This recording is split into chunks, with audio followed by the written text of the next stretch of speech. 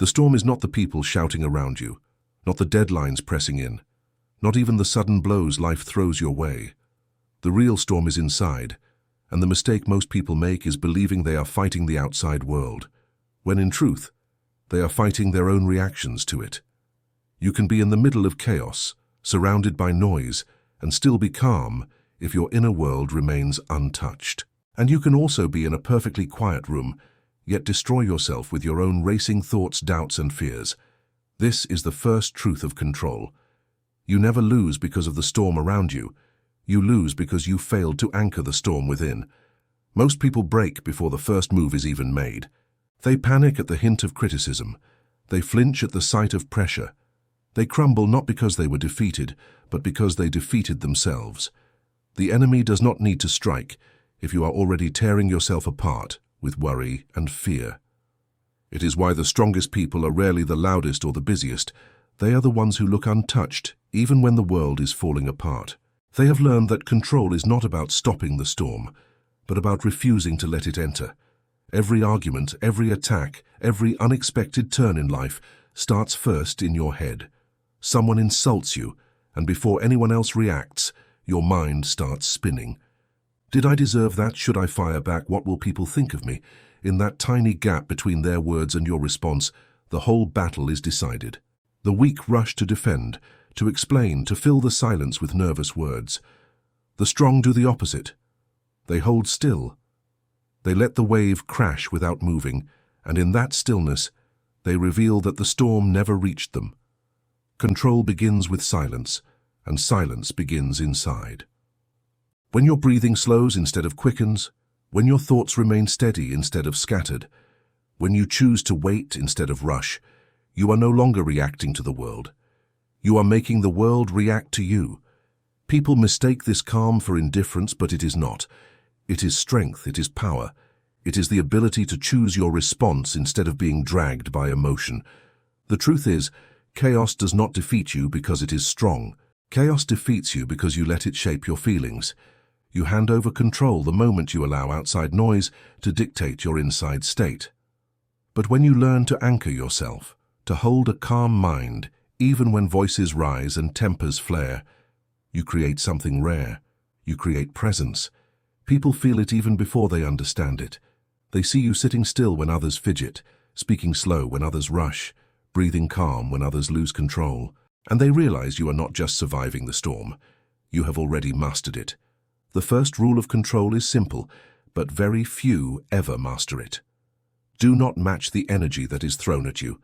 Most people live like mirrors, reflecting whatever they receive. Someone shouts at them and they shout back. Someone panics and they panic too. Someone shows anger and they mirror that anger instantly, believing they are standing up for themselves. But all they are really doing is giving away control. The one who reacts first loses, and the one who mirrors chaos reveals that he is not his own master, but a puppet pulled by the strings of another. Think about how fights start. Rarely does one person alone cause it to explode. It is the reaction, the mirrored response, that sets the fire ablaze. One person throws shade, the other throws it back, and before long both are consumed. But imagine a different path. Imagine someone shouting at you with their face red and their voice rising, and instead of shouting back, you stay still. You let the words fly past you without landing. In that moment, you don't just keep control, you take it. The entire room feels the difference, because power doesn't come from who speaks the loudest, but from who cannot be moved. Matching energy may feel natural. We are trained from childhood to defend ourselves, to respond in kind, to fight fire with fire. But fire against fire only spreads flames, and soon both sides are burned. The one who refuses to match, who instead answers fire with calm, panic with stillness, anger with quiet composure, rises above the fight entirely. They become the steady ground others lean on when the floor feels shaky. This is why, in moments of crisis, people instinctively look for the one who is calm. Not because they explained more, not because they fought harder, but because they refused to mirror chaos. When you do not match energy, you change the frame. The one trying to provoke you starts to look unstable. Their raised voice echoes against your calmness. Their agitation looks exaggerated when placed against your stillness. The more they try to drag you in, the more obvious it becomes that they are the ones out of control. And the crowd, whether it's 2 people at a table or 20 in a meeting, always notices. People don't remember what was said as much as they remember who looked shaken and who looked untouchable. The rule is this: when they go high or low, you go still. Not because you are afraid to act, but because you know that movement on their terms is surrender. By holding your ground, you force them to play against themselves. Their noise becomes their downfall, while your quiet becomes your weapon. This is not weakness, it is strategy. It is the art of never letting someone else write your script. Once you master it, you realize the truth. Control isn't about dominating others, it's about never being dragged into their storm. And the one who stays still while everyone else spins becomes the one everyone follows. Silence is often mistaken for weakness, but in reality it is one of the strongest moves you can make. When everyone else fills the room with noise, trying to prove themselves, trying to outtalk one another, trying to dominate with words, the one who stays still shifts the balance of power. People read silence as strength, as composure, as unshakable confidence. It is not the absence of action, it is the presence of control. Words are easy, anyone can throw them out, but silence is rare because silence requires discipline. That shows that you are not desperate to explain, not eager to convince, not shaken enough to react. Think about the times you have seen someone stay silent after being challenged. The whole room turns to them, waiting for a reply, waiting for movement, waiting for proof of how they feel. And when nothing comes, the silence itself becomes the statement. People lean in, they second-guess, they wonder what is happening behind that calm exterior. The one who speaks first reveals their hand, but the one who holds silence forces everyone else to imagine what might come. And what the mind imagines is often far more powerful than anything you could have said. Silence also exposes others. When someone throws accusations, when someone tries to provoke you, they expect a reaction. They want to see you rush to defend yourself. They want to see you panic and stumble over your words. They want to feel that their attack landed. But if you remain quiet, they are left holding their own weapon. The more they repeat themselves, the more unstable they look. The more they demand your attention, the more desperate they appear. Without you saying a word, they have put themselves on trial, and the crowd begins to see it. In silence, you create space, and in that space, people reveal themselves. They reveal their insecurities, their impatience, their lack of composure. You don't have to fight them because they fight themselves. That is the hidden strength of silence. It makes the noise of others look cheap. It makes their rush to be heard look emotional. And it makes your calm look like command. Silence does not mean doing nothing. It means choosing when to act, when to speak, when to move. It means valuing presence over reaction. A steady gaze, a relaxed posture, a calm breath, all of it sends signals louder than words ever could. People feel it, even if they cannot explain it. They sense you are unshaken, and that feeling grows into respect, and often into fear. In the end, silence is not passive, it is decisive. It is the move that says I am in control here, not because I proved it with noise, but because I didn't need to. And that is why silence, used with presence, is always louder than words. Authority is not just in the words you speak, it is in the way you carry yourself when you say nothing. People may listen to what you say, but they believe what they see. If your voice is strong but your body shows panic, the crowd feels the panic. If your words are sharp but your eyes dart nervously, they sense weakness. Control is not only about your speech, it is about the calm face you present when the storm is at its loudest. The unshaken gaze, the slow breath, the relaxed posture, these are signals that you are not moved. And in a world where everyone is quick to flinch, the one who does not becomes the authority in the room. Think about a leader in crisis. The team is in chaos, voices are rising, fear is spreading. Everyone is looking for answers, but before they hear a single word, they are watching his face. If they see worry, they absorb it. If they see anger, they mirror it. But if they see calm, even when everything is falling apart, they start to believe that everything can be managed. Authority is not only about knowing what to do, it is about making people believe you do. And nothing does that faster than composure. Your gaze is a weapon in itself. When you look steady, unbroken, unhurried, it tells people you are not afraid. They can shout, accuse, pressure, yet your eyes say nothing has entered your mind that you did not allow. Your breath matters too. Shallow, fast breaths reveal fear, while slow, steady ones announce certainty. Posture, the way you sit or stand, sends messages louder than explanations ever could. The one who slouches, fidgets, or stiffens gives away control. The one who remains loose yet grounded becomes the center everyone orbits around. People aren't watching the storm. They are watching whether it moved you. They measure their own fear against your calm. They decide how serious a situation is by reading your face. This is why authority is built in silence before it is proven in words. You don't have to tell people you are confident if they can see it in your stillness. You don't have to say you are strong if your presence already declares it. When you hold composure, you change the atmosphere. The storm outside may be loud, but your stillness becomes louder. Those who try to provoke you start to feel foolish because their noise collapses when it is not mirrored. Those who are afraid begin to steady themselves because they borrow strength from your calm. In that way, control is not about dominating others. It is about mastering yourself so fully that others cannot help but follow. Authority is not a crown placed on your head. It is the reflection of the way you hold yourself when tested. And the calm face, the steady breath, the quiet gaze, these are the marks of someone who has already won the inner battle, and because of that, commands the outer one as well. Most people rush to respond because silence makes them uncomfortable. They feel the need to fill every gap, to prove they have an answer ready, to show they are not shaken. But rushing is exactly what makes them weak. They speak before they think. They reveal their emotions before they want to. They give away control without even realizing it. The one who has mastered control understands the power of delay. Early pause, a breath, a beat of silence. These are not empty spaces. They are weapons. They shift the pressure onto the other side and force people to show more of themselves than they intended. Imagine someone throwing an accusation at you in a meeting. The average person jumps in quickly, desperate to correct the record, desperate to explain, desperate to end the tension. But the controlled person waits. He lets the words hang in the air. He takes a breath, he studies the room, and in those few seconds the balance of power changes.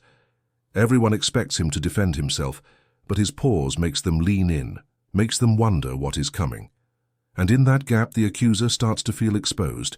Their own words echo back at them, their own energy looks more emotional, their own confidence begins to shrink. Delay is not weakness, it is strategy. It gives you time to think, to choose your words carefully, to respond on your terms instead of theirs. More importantly, it makes the other side reveal themselves. The longer you hold the silence, the more they rush to fill it. They explain, they justify, they add details that betray their insecurities. You did not have to press them, you simply waited, and they pressed themselves. The power of delay also works in everyday life. In arguments, the person who speaks last often appears to win, not because they were right, but because they let the other side exhaust themselves first. In negotiation, the one who can sit with silence forces the other to break it with concessions. In personal conflict, the one who pauses before replying avoids saying things they will regret, and often makes the other person reconsider their tone. Delay is discipline, and discipline always looks like strength. People confuse quickness with intelligence, but quickness often comes from fear. The fear of being misunderstood, the fear of looking weak, the fear of losing ground. True strength does not fear waiting. It knows that every pause adds weight to what comes after. A delayed response does not just answer, it defines. And when you do finally speak, your words carry 10 times more impact because they came after silence. The truth is, most people destroy themselves by rushing. They reveal too much, too soon. The controlled person does the opposite. He waits. He lets the silence burn. He lets the other side unravel, and only when the moment is right does he move. By then, the battle is already won, because delay is not hesitation, it is the sharpest form of control. When people lose control, they believe they are pulling you into their storm, but the truth is they are only exposing themselves. The mistake most make is to meet chaos with chaos, to argue, to raise their voice, to match the energy thrown at them. This only blurs the lines because now both look unstable, and the crowd sees no difference between attacker and target. The stronger move is not to fight the chaos, but to reflect it. When someone loses control, you stay calm, and your calm becomes a mirror that bounces their emotions back onto them. Anger then looks like instability, panic looks like weakness, and the crowd quietly shifts their judgment without you lifting a finger. Think about an argument where one person is furious, shouting, pointing, blaming. If you respond in the same tone, you look just as emotional, and the message gets lost in the noise. But if you remain still, if your face stays relaxed, if your voice stays even, something powerful happens. Their anger has nothing to feed on. Their panic looks exaggerated, their accusations echo in the room unanswered, and people begin to question not you, but them. They begin to look like someone unraveling in public, while you look like someone who cannot be shaken. This is the secret of reflection.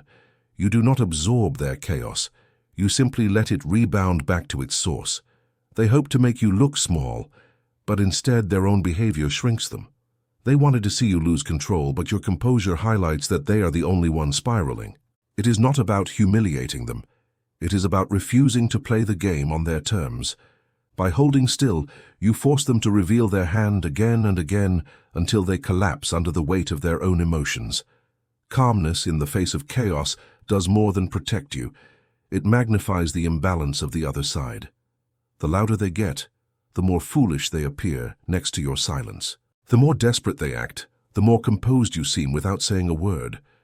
In every crowd, people are not only listening, they are watching. They measure who is in control, not by who talks the most, but by who looks untouchable. And nothing makes someone look untouchable more than staying steady when someone else is falling apart. Reflection also gives you time. Instead of rushing to argue, you gain space to see the situation clearly. You see their weakness, their desperation, their cracks.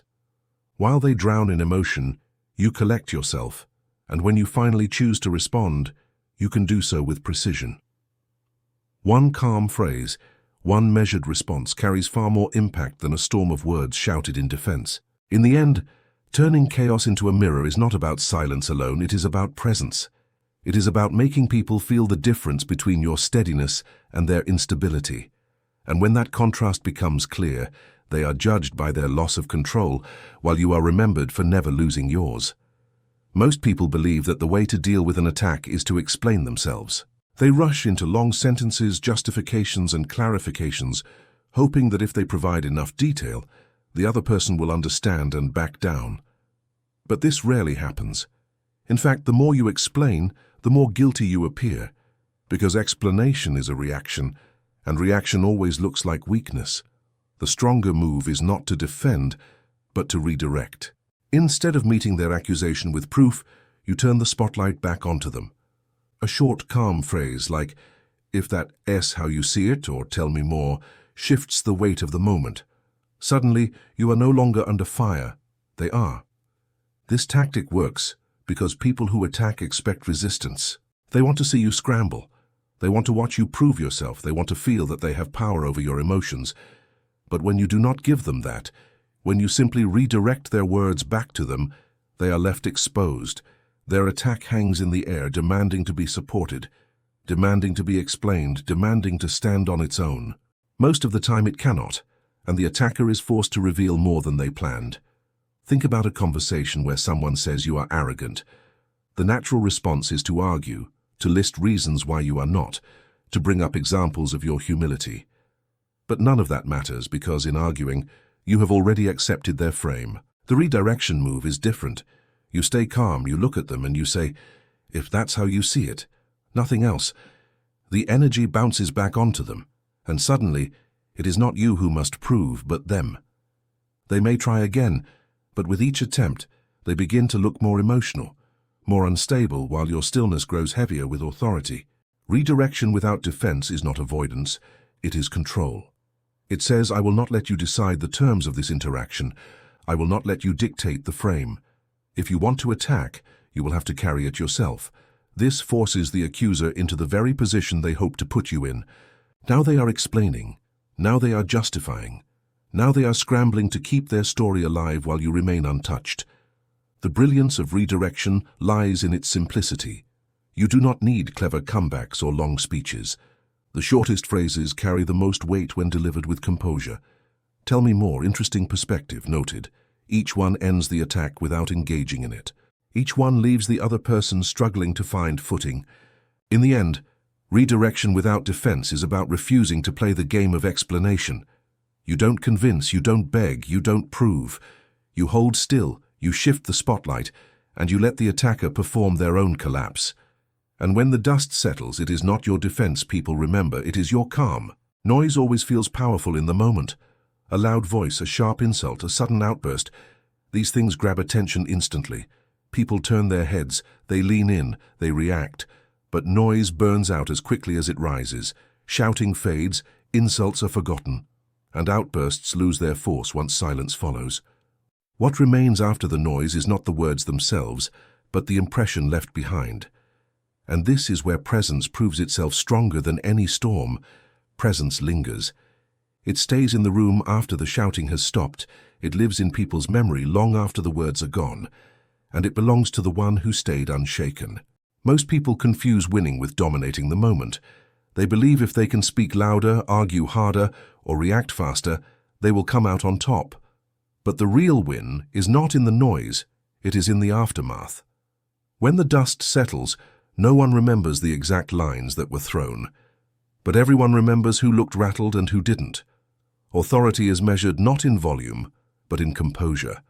And the one who held still, who kept their voice steady, who never flinched, becomes the one everyone looks back on as the true center of power.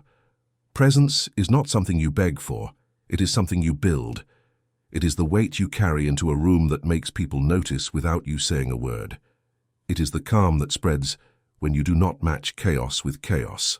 It is the certainty that comes from knowing you do not need to prove yourself to anyone.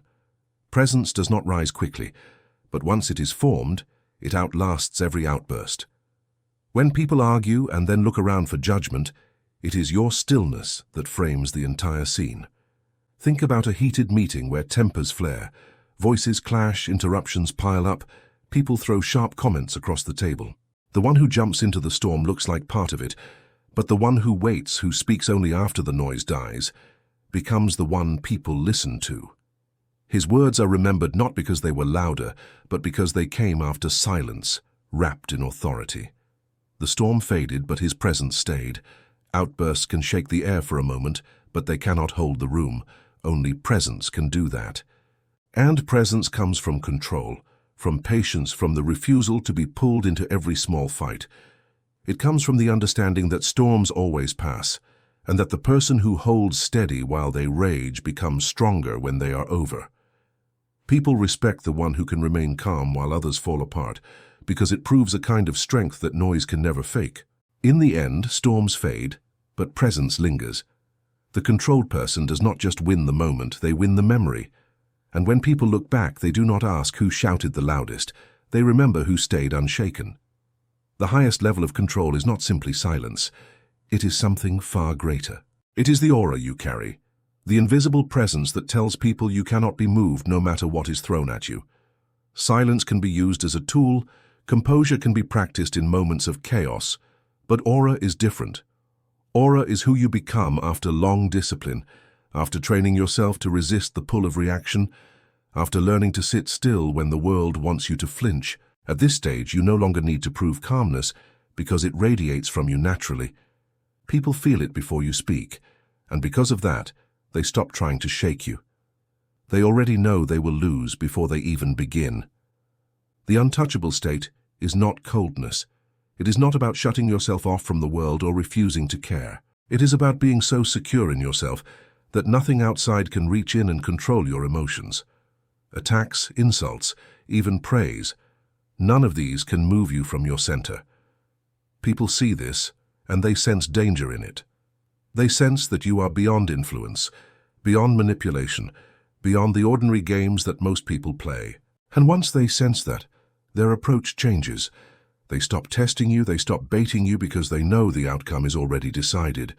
When you reach this state, your presence alone becomes enough to command respect. You don't need long explanations, you don't need to raise your voice, you don't even need to argue. People believe in your strength because they can feel it.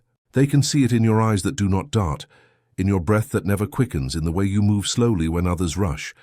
Even your smallest actions carry weight because they are backed by the certainty of someone who cannot be moved. The untouchable state also makes others defend you without being asked. Because you no longer fight your own battles, people around you feel the urge to step in. They sense the injustice of attacks against someone who does not react, and they turn their voices into your shield. This is the paradox of power.